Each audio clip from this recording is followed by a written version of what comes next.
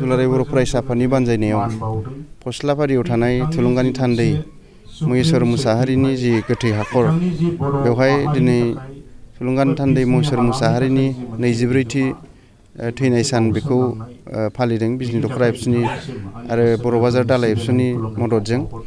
दिनै थुलुंगानि थान्दै महेश्वर मुसाहारिनि थैनाय सान बे 24थि जाफैबाय। फैगोन बोसोराव सिलभार जुबलि फालिगोन। दा थुलुंगानि थान्दै महेश्वर मुसाहारिया बिजनि दख'रा दुलाराय बर' फरायसा आफादनि बारग' आफादगिरिमोन आरो बिथाङा बड'लेण्ड सोमावसारनायनि बड'फा उपेन्द्र ब्रह्मनि दैदेननायाव जि बर'फोरनि आलादा रायजोनि थाखाय सोमावसारदोंमोन बड'लेण्ड सोमावसारनाय बिनि BPECनि बिजनि आन्चलिकनि चेयारमेनमोन। दा बेवहायनो बिथाङा गावनि जि गोख्रों गोसोनि नाजानाय आरो गावनि स्टेन्ड बेवहाय थानायनि थाखाय आरो गुबुननि सानस्रिजों गोरोबैनि थाखाय बिदा फंबायनि सानस्रिनि गोरोबलायैयाव बिथाङा रुंसारि जानो गोनां जादों, मुंख्लं जानो गोनां जादों। बिदा फंबायनि सिलायनि गुलिजों बिथाङा गावनि आगोमा जिउखौ खोमाना लानो गोनां जादों। बिथाङा जि हारिनि थाखाय थुलुंगा होलांबाय, सासे हारिनि सिबियारिया गोख्रों गोसोनि जानांगौ, साहस जानांगौ, रावनिबो बुंनायजों रावनिबो सिगिनायजों खर' गंग्लायाजासे जों बे स्टेन्ड होनानै खामानि मावनांगौ बेखौ जोंनो थुलुंगा हिसाबै होलांबाय, जोंनो फोरोंलांबाय। दा बिथांनि जि बिहोमा हारियाव बियो जोबोद बाख्नायथाव आरो बेखौ लानानै जोंनि इयुन जोलैफ्रा एबसुनि दैदेनगिरिफ्रा जोङो बिथांनि आदर्शखौ जोङो लानांगोन।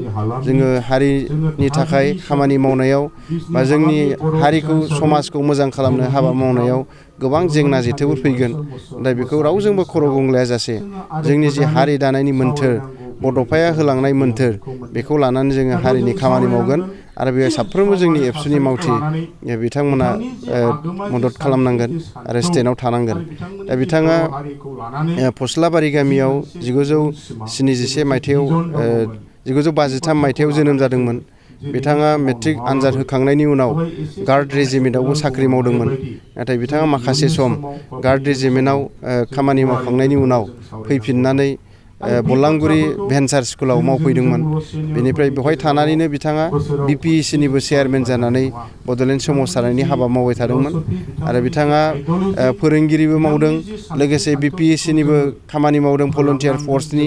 नाथाय बिथाङा दिनै बिनि गेजेरजोंबो आरोबाव सोलोंथाइबो लाबाय थादों।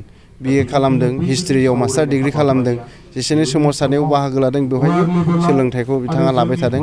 दा बेबायदि जि गासिबो बिथिङाव खामानि मावनो हाग्रा गोख्रों गोसोनि बेबायदि दैदेनगिरि जों हयथ' नागिरनो मोननाय नङा।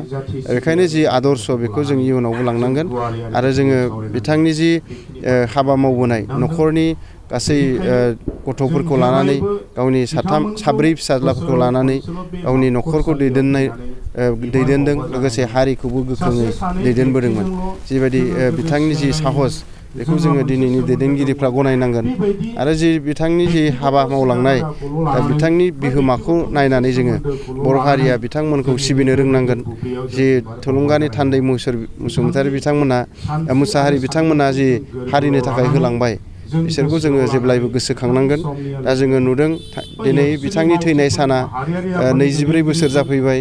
दिनैहाय बिथांनि जि गोथै हाखर दिनैसिमबो जोङो साखोन सिखोन खालामनो हायाखै। बिथांनि जि गोथै हाखरखौ मोजां खालामनांगौ, बिबार बारि खालामनानै दोननांगौ, बेखौ खालामनो हायाखै। दा बेखायनो जों खावलायदों नोंथांमोननि चेनेलनि गेजेरजों बिटिआर सरकारखौ जाहाथे थुलुंगानि थान्दै मुसाहारि बिथाङा जिबायदि हारिनो होलांबाय आरो हारिनि थांनाय थैनायनि थाखाय हाबा मावनानै दिनै मुंख्लं जाबाय। दा बिथांखौ जोङो अनसायनो रोंनांगोन। दा गोथै हाखरखौ जाहाथे साखोन सिखोन खालामना होयो। गोबां समाव खावलायबाय, गोबां समाव दैदेनगिरिफ्रा खोथा होबाय, नाथाय दिनैसिम जों मावफुंनायखौ नुवाखै। आङो बेखायनो खावलायबाय जाहाथे इयुनाव समायना खालामना होगोन गोथै हाखरखौ नोंथांमोननि चेनेलनि गेजेरजों खावलायबाय।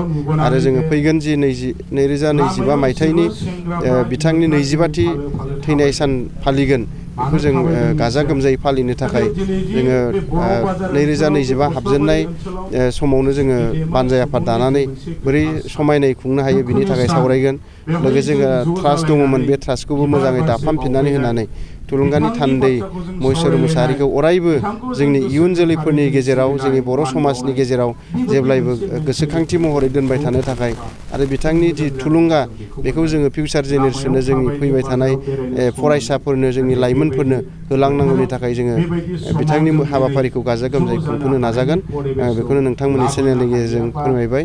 दिनै बिथांखौ जाहाथे बयबो सिबिगोन, बयबो ओनसोलनि गामिनि आरो बिजनि ओनसोलनि साफ्रोमबो सानसुमै रायजो राजा नोंथांमोना गेदेमा बिथांमोनखौ सिबिनायाव अरायबो मदद खालामगोन।